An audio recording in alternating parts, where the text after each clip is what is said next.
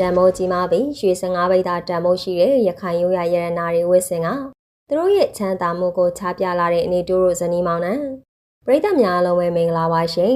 တန်မိုးကြီးမားကလှပသေးတယ်လို့နဲ့ရခိုင်လူမျိုးတွေရဲ့ရိုးရရတနာနဲ့ရွှေတရဖူကြီးကိုချပြကသူတို့ရဲ့ချမ်းသာကြွယ်ဝပိုင်ဆိုင်မှုကိုကြော်ညာလိုက်တာကတော့နေတူတို့ဇနီးမောင်နှံပဲဖြစ်ပါတယ်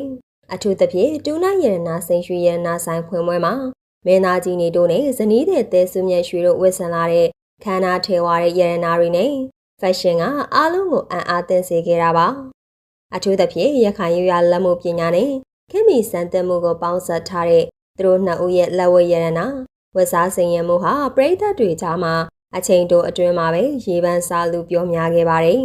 ဒီပွဲမှာမင်းသားကြီးနေတို့ကအနီရောင်ရွှေဝတ်စုံကိုဝတ်ဆင်ထားပြီးဇနီးဖြစ်သူတဲဆုမြတ်ရွှေကလည်းလိုက်ဖန်ကြီးအောင်အနီရောင်ဝတ်စုံနဲ့ပဲအလှပဆုံးပြင်ဆင်ထားခဲ့ပါတယ်။သူမရဲ့ဝတ်စုံအလှကိုပို့ပြီးပေါ်လွင်စေတာကတော့သူမစင်ရင်ထားတဲ့တန်မိုးကြီးရွှေတွေပါပဲ။ရွှေ3ပိတ်သားတန်မိုးရှိတဲ့ရခိုင်ရိုးရာရွှေသားတရဖူကြီးကိုစောင်းထားပြီးရွှေ5ပိတ်သားတန်မိုးရှိရွှေရရက်ကြီးကိုစင်ရင်ထားပါတယ်။ဒီလိုခန္ဓာထေဝါတဲ့ဝတ်စုံတွေနဲ့အတူမတ်တဲဆုမြတ်ရွှေရဲ့ပုံစံဟာဘယင်မတပားလိုကိုတတ်မှတ်ခြင်းခံခဲ့ရပါတယ်။နေတိုးဇနီးမတ်တဲဆုမြတ်ရွှေရဲ့ဖက်ရှင်ဟာ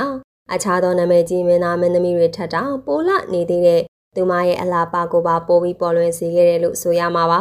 ဒီလိုမျိုးခန္ဓာထဲဝါတဲ့ရွှေရည်တွေနဲ့ပွဲတက်ရောက်လာတဲ့အတွက်ပရိသတ်တွေရဲ့စိတ်ဝင်စားမှုကိုအပြည့်အဝရရှိခဲ့ပါတယ်လူအများစုကဒီပွဲမှာနေတိုးထက်ဇနီးတဲ့ဖြစ်သူတဲဆုမြတ်ရွှေကိုပိုးပြီးစိတ်ဝင်စားခဲ့ကြပြီးသူမရဲ့အလားကိုအထူးချီးကျူးခဲ့ကြပါတယ်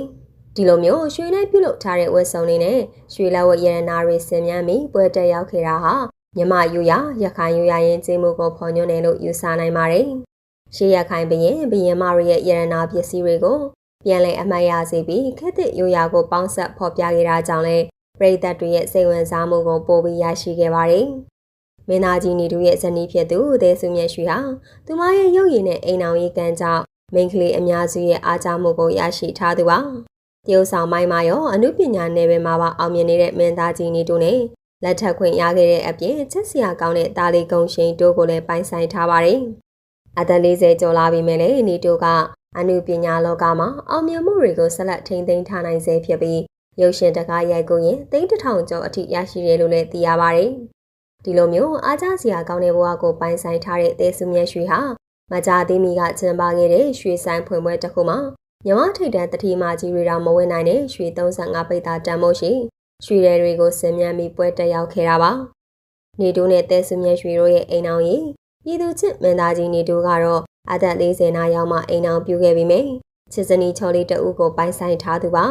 သူတို့နှစ်ဦးစလုံးကရခိုင်တိုင်းရင်းသားတွေဖြစ်တာကြောင့်နေတိုးရဲ့မိခင်ကလည်းရခိုင်သူလေးချွေးမရတဲ့အတွက်အလွန်ပဲပျော်ရွှင်နေတယ်လို့သိရပါတယ်တဲဆုမြတ်ရွှေကလည်းအိမ်ကြီးသိခါရှိပြီးယဉ်ကျေးသိမ်မွေ့တဲ့အမျိုးသမီးတအုပ်ဖြစ်တာကြောင့်အားလုံးကလေးစားချစ်ခင်ကြပါတယ်ပရိသတ်တွေကရောထူးခြားတဲ့ရွှေရည်ရတနာတွေနဲ့ပွဲတက်လာတဲ့နေတိုးတို့ဇနီးမောင်နှံကိုဘယ်လိုမြင်ကြသလဲဆိုတာကွန်မန့်မှာပြောသွားခဲ့ကြပါအောင်ရှင်